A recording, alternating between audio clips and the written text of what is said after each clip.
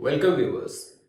एक ऐसे देश में जहां पर प्रति व्यक्ति आय बाकी देशों के मुकाबले काफी कम हो, एक ऐसे देश में जहां पर इलाज पर खर्च होने वाली राशि कुल जीडीपी का केवल 1.2% हो, एक ऐसे देश में जहां पर 3/4 स्वास्थ्य सेवाएं प्राइवेट सेक्टर में मौजूद हो, वैसे देश में किसी आदमी का बीमार होना ना केवल उस आदमी के लिए बल्कि उसके पूरे परिवार के लिए एक दुर्घटना साबित हो सकता है। एक ऐसी दुर्घटना जो कि उस आदमी के पूरे परिवार को गरीबी में धकेल सकती है। और आंकड़े भी यही कहते हैं कि भारत जैसे देश में इलाज पर खर्च होने वाली भारी भरकम रकम के कारण हर एक साल 7% आबादी, जी हाँ 7% आबादी गरीबी रेखा के नीचे चली जाती है। और कोरोना की इस महामारी में भी यह बात साबित हो चुकी है कि लोगों को अपने बीमार होने से ज्यादा डर इस बीमारी पर होने वाले खर्च से है। तो ऐसी स्थिति में जब आप किसी सरकार या संस्थान पर भरोसा नहीं कर सकते तो यह बहुत जरूरी हो जाता है कि ऐसे तरीके अपनाए जाएं, ऐसे उपायों की खोज की जाए जो कि कारगर होने के साथ साथ किफायती भी हों। तो दोस्तों, मेरा नाम डॉक्टर आनंद किशोर है और स्वागत है आपका मेरे चैनल द अमेजिंग फैक्ट्स पर, जहां पर हम आज ऐसे ही तरीके की चर्चा करने वाले हैं जो कि बहुत सारी जानलेवा और खतरनाक बीमारियों के खिलाफ ना केवल इफेक्टिव है बल्कि कॉस्ट इफेक्टिव भी है। तो आइए शुरू करते हैं।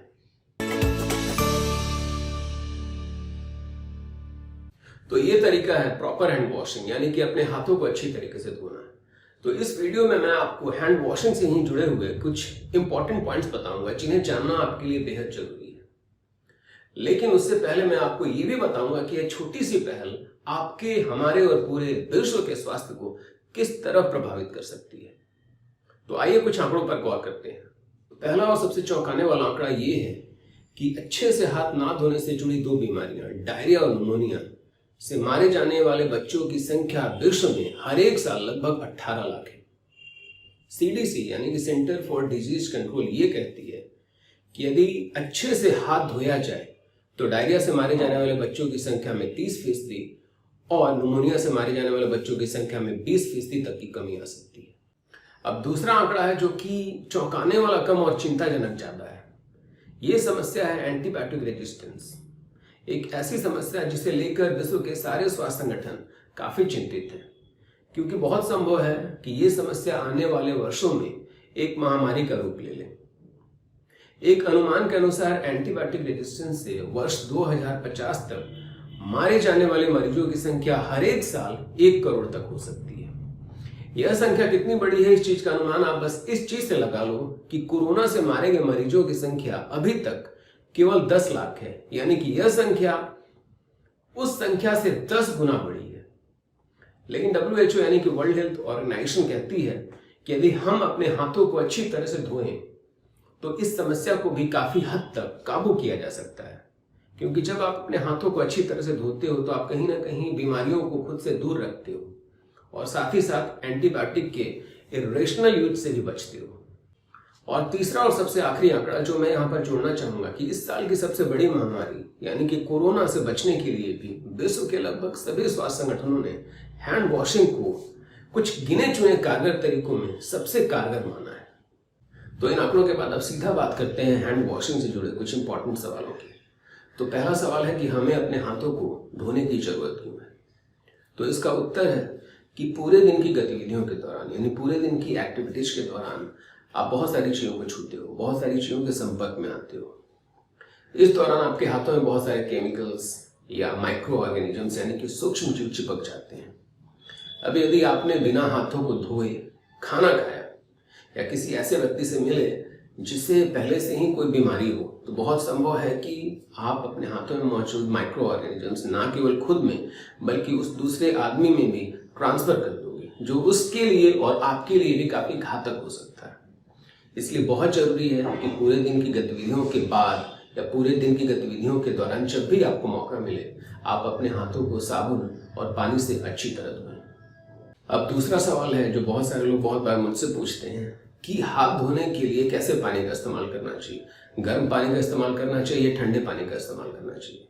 तो इसका बहुत साधारण सा होता है कि जब तक पानी साफ हो तब तक ये मैटर नहीं करता कि आप गर्म पानी से हाथ धोते हो या ठंडे पानी से हाथ धोते हो।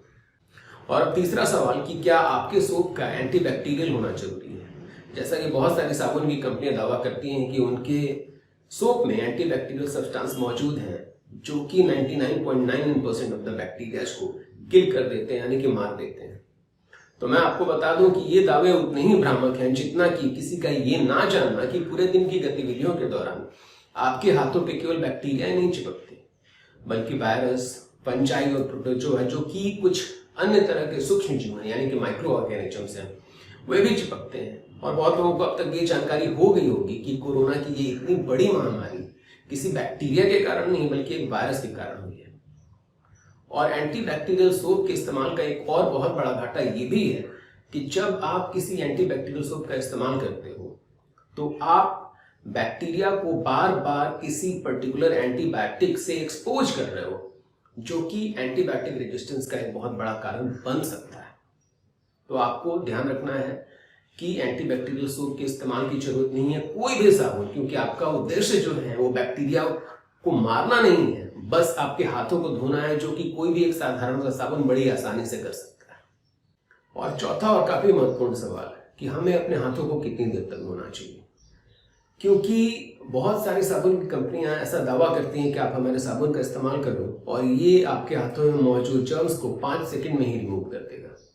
तो मैं बता दूं कि हैंड वॉशिंग एक टेक्निक है, एक ऐसी टेक्निक जिसमें आप अपने हाथ के हर कोने को साफ करने की कोशिश करते हो, चाहे वो फिंगर वेब्स के बीच में मौजूद जगह हो या नाखूनों के नीचे की जगह हो, जिन्हें साफ करने में कम से कम 20 सेकंड का समय लगता है।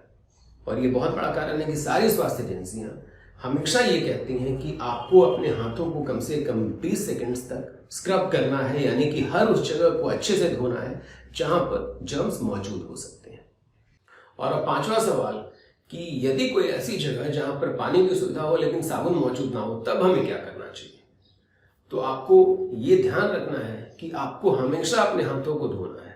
यदि साबुन मौजूद ना भी हो तो आप अपने हाथों को पानी से ही अच्छी तरह से रगड़ कर धो लें, क्योंकि हाथ ना धोने से हाथ धोना हमेशा बेहतर है।